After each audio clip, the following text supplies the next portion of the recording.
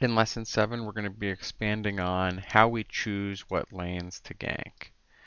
So we're going to go into a practice tool, and we're going to do our clear. But this time we're going to be looking at the waves and just looking at the minions and discussing how it affects our ganking decisions.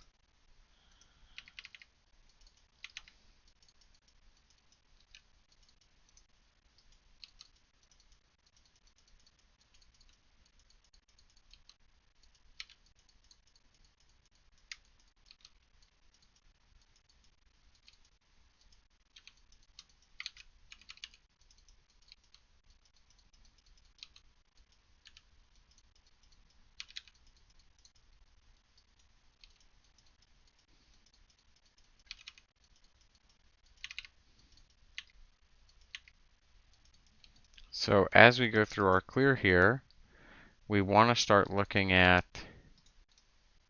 the lanes.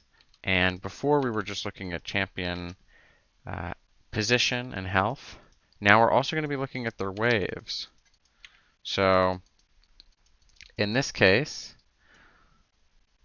Lux is pretty far up, but by looking at the wave and seeing it's under the tower, our wave's going to stack up here. The wave's going to push out, and we're not going to be able to gank her for much longer, because if she chooses not to push, the wave is going to bounce back to over there somewhere. So her position is going to change soon.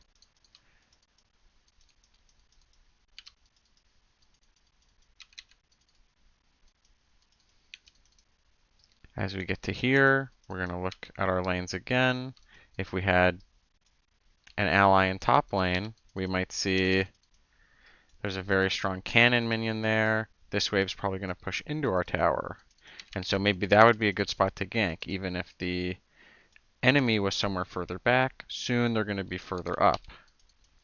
We could look at mid again and see this wave is going to bounce. And I think a good exercise here as well is to start counting. Okay, that's 5 minions for 6, but there's another one coming, so there's 11 minions there.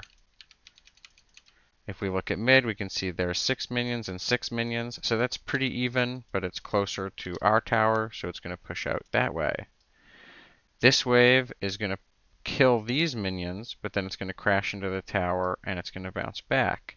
And as we look at waves and observe these things and play more games, we're going to get more used to what those timings look like. We can observe where our waves are to know where the enemy waves are coming in, and we can guess where the champion is going to be in the near future in the lane by looking at the size and position of the minions.